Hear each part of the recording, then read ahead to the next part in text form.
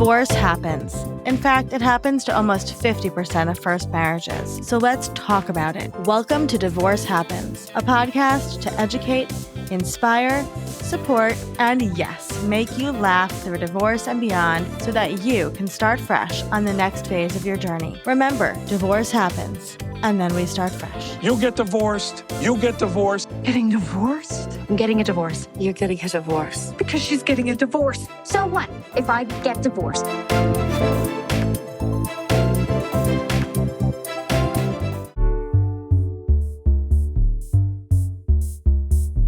Hello, hello, hello. Welcome back to Divorce Happens, the podcast where we support you before, during, and after divorce with education, inspiration, and a little bit of laughter.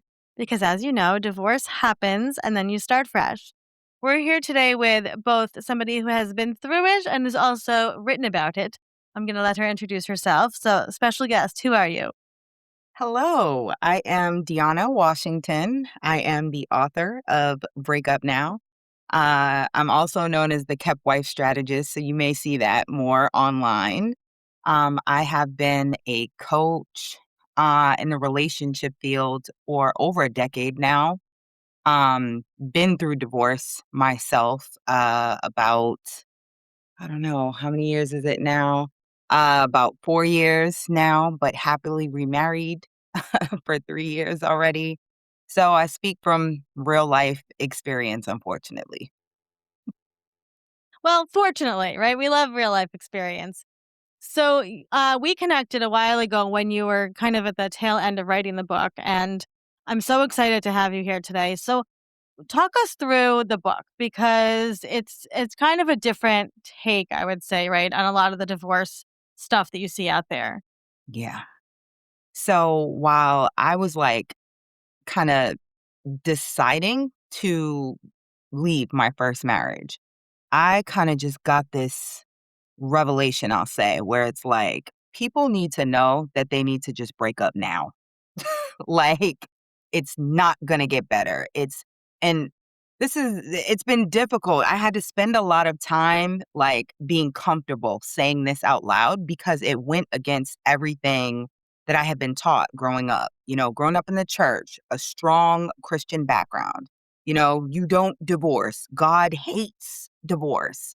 You know, really ingrained. And it wasn't until I was faced with, should I do this? And I talked to my mom about it, who had been married for 23 years and had just gotten a divorce from my dad. And I was like, Mom, I'm a year in at this point, and I'm like, Mom, I made a mistake. This is not it. This is not it. When did you know that your marriage with Daddy wouldn't work? She said, oh, within the first year. That shook me to my core because I'm like, wait a minute, you all stayed married for over 20 years after you already knew it wasn't going to work. And then I just started, I don't know, I guess because the floodgates opened, you know how like when you like a car, now you see it all the time? Sure, you've dealt with that. Like now Yep. I'm seeing all these other stories from other women that are like, I stayed 10 years, 15 years, 20 years, 30 years, but I knew early on. So I said, I'm not going to do that. And when I get out of this, I'm going to write a book about why other women shouldn't do that. Like when you get these feelings, when the writing is on the wall, break up now. I know it's difficult. I know it's not what you wanted, but you'll be better for it if you do it sooner than later. Well, first of all, I love this so much because I think this is the saying the quiet part out loud that we all need to hear a little bit, right? Yeah. Why, in your professional opinion, do you think women do stay for the 20, 30 year, Yeah. time frame? So, to do my due diligence, this is included in the book too, because I know this is where a lot of women spend a lot of time. I'm not going to go over all of them, but I'll tell you the top reasons. The top reasons are usually kids, right? It's better for them to have two parents in the home, but no one is saying it's only better when it's two healthy parents with a healthy dynamic where children can see healthy conflict resolution and things like that. It's not just, oh, that's your mom, that's your dad, and they're in a house. That Right. that's not what that's about. But that's one of the main reasons that people stay. And then the history. The reason why I say break up now is every year that you don't, it's harder to leave because now 1 year turned into five. Five is Yeah. seven, seven is 10, 10 is 20. It doesn't get easier with each passing year. It gets harder, and you convince yourself more and more to stay because you've already invested so much. Yeah. It's like a sunk cost, Yeah. right? Yep. Yeah. And I think that's a really important point that I don't see or hear many people make. And I appreciate that you did, which is like, it is just going to get harder to leave for so many reasons, right? Like the emotional, the financial, the physical, all of that. Absolutely. Yeah, it gets really hard. So, what made you want to sit down and write this book? Mm. Well, I just felt like when I first started as a coach, I actually was a premarital coach. So all I wanted to do was help people prepare to have healthy marriages because I wanted to avoid divorce.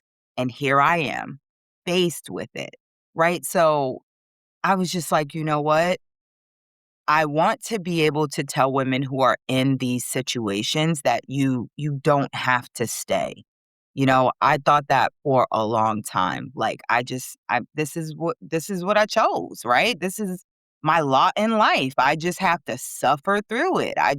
There's so many women it's worse for them, right? And I said, you know what? Maybe if I say the hard parts out loud, the things that women can't really speak about publicly, maybe if they read it and it's from someone else, they won't feel so alone. They won't feel like, "Oh, I'm the weird one.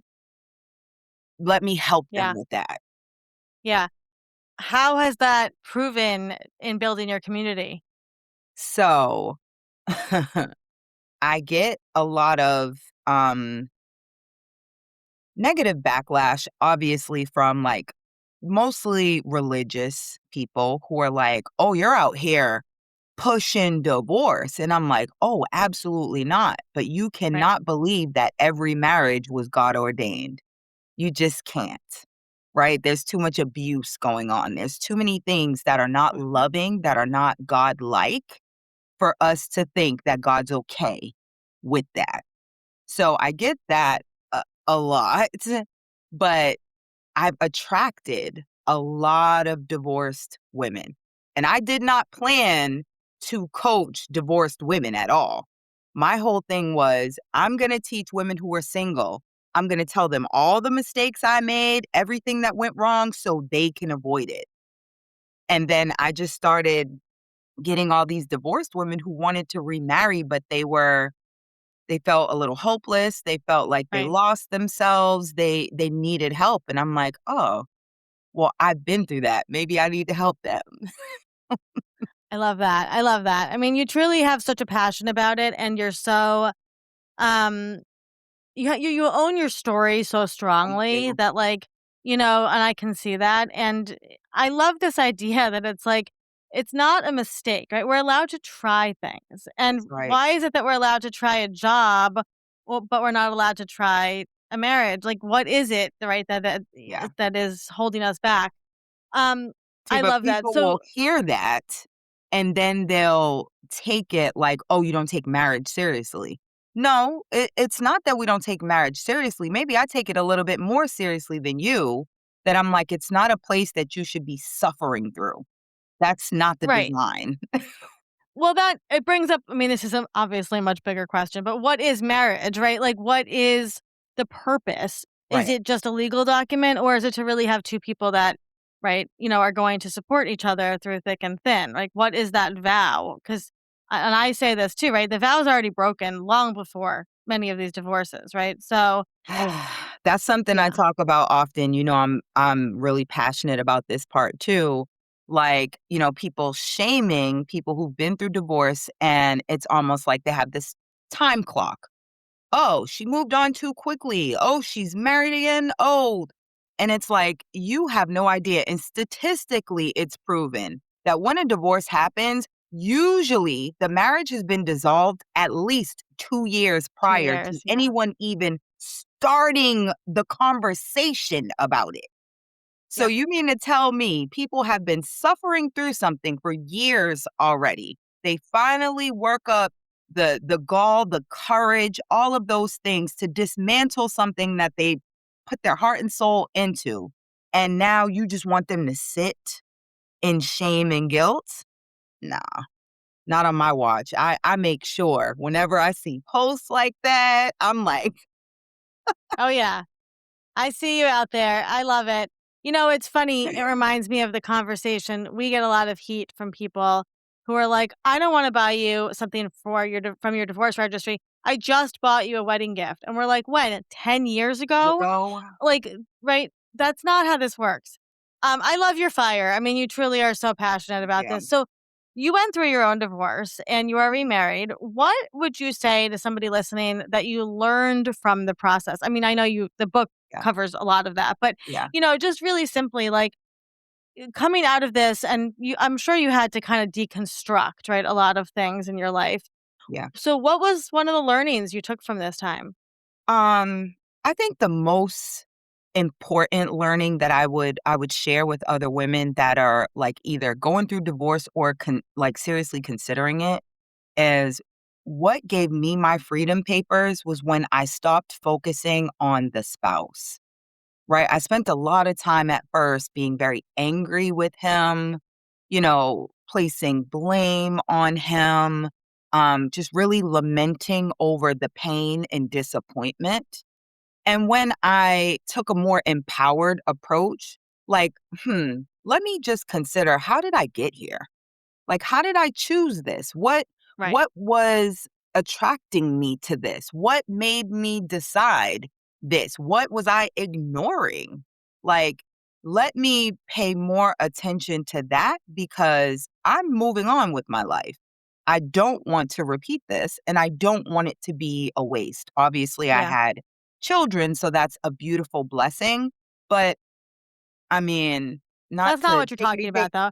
I you mean, know and what I I get mean? it. I get it. I had a very, very hard time. That took me a long time because I didn't want to see myself as choosing, right, this Yeah, thing. yeah. But also I knew I was walking into this marriage as a young, unhealed girl, right, Mhm. who was a Yep. people pleaser and all these things, and so I think maybe, and I love your reframe of, like, why did I walk into this, right? And I think Yeah. that that's Mhm. that's really helpful because then you're not looking at, like, who's the victim and who's the perpetrator. That's It's like, right.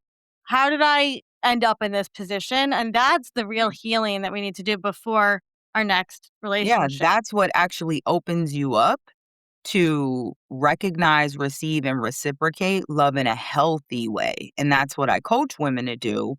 That was my entire process. It was like, how can I just focus on accountability?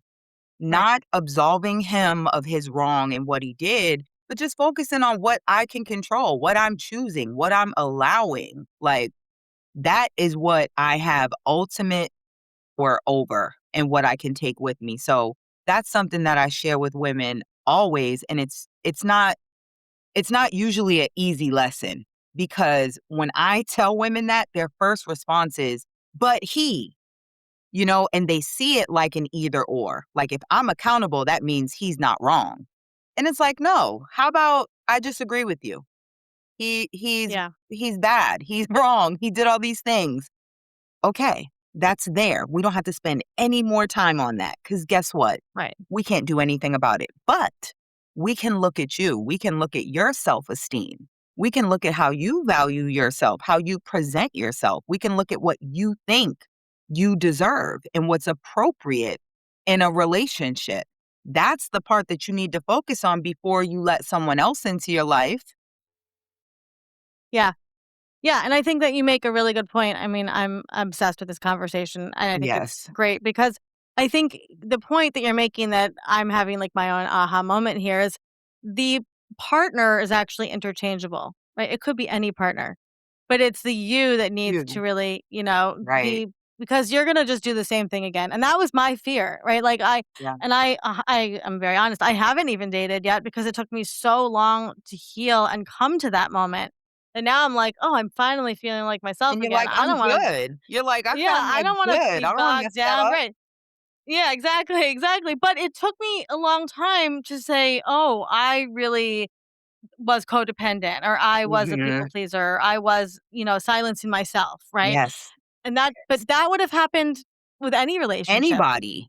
Absolutely. And it's when Yeah. you get to that point, though, like, you're a good example of that. You're free now. Yeah. Because you don't have to be a victim and you don't have to stay there. You can just say, "Oh, okay. I'm observing that. I know what led me there. I know what to give attention to, what not, Yeah. and I'm gonna be better for it, whether I'm with someone or not." And that's important. I am happily remarried, but I promise you that was not the plan. I was not leaving thinking, "Oh, I gotta get them a stepdaddy in here." I was not thinking that at all. I was thinking, I'm about to pour myself into myself and my children. That's it. Yep. Maybe I'll get some cats later. I don't know.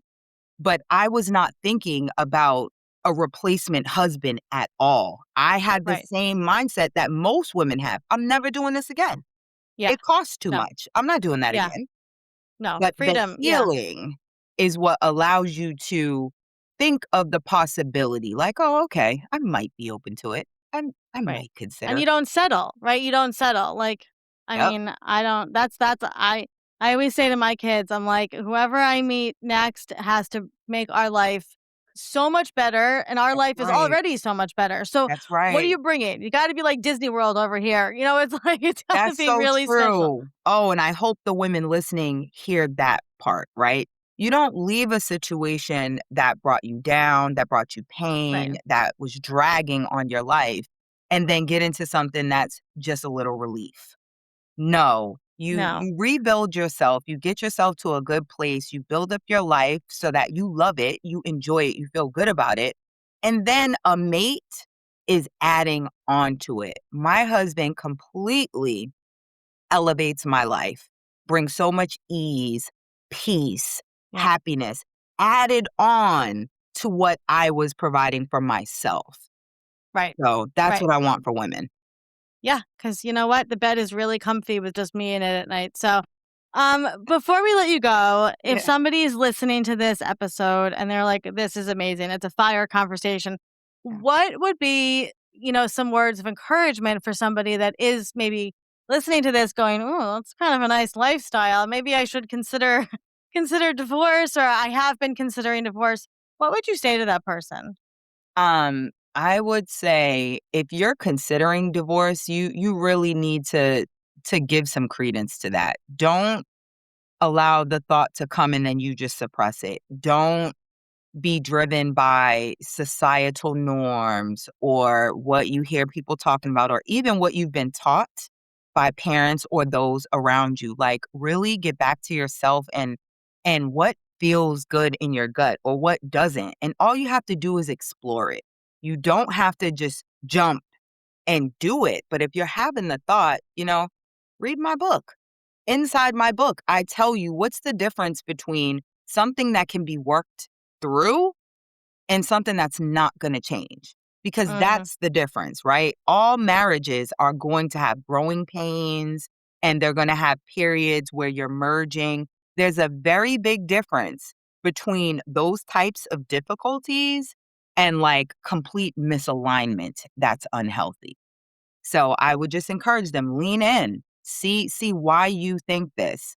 Get some professional help. If you don't want to go to therapy, I mean, there's resources now. There's Yeah, divorce lots. coaches, divorce registries. Like, Right. we didn't have this stuff.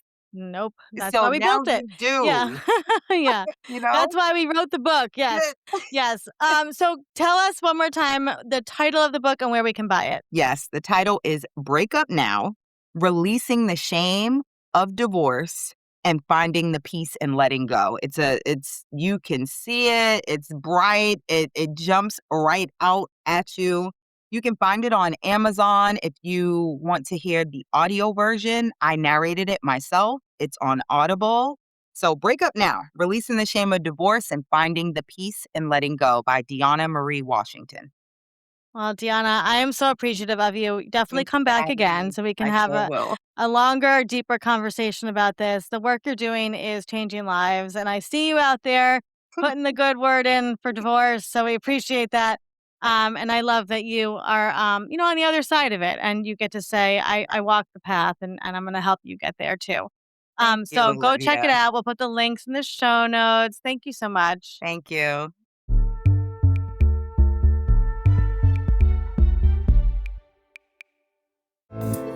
Divorce Happens is produced by Fresh Starts Registry, the only divorce registry platform for everything you need to begin again, including home items, hype team, and everything in between. Remember, divorce happens, and then we start fresh. We're here to support you before, during, and after divorce. Head to freshstartsregistry.com for more info.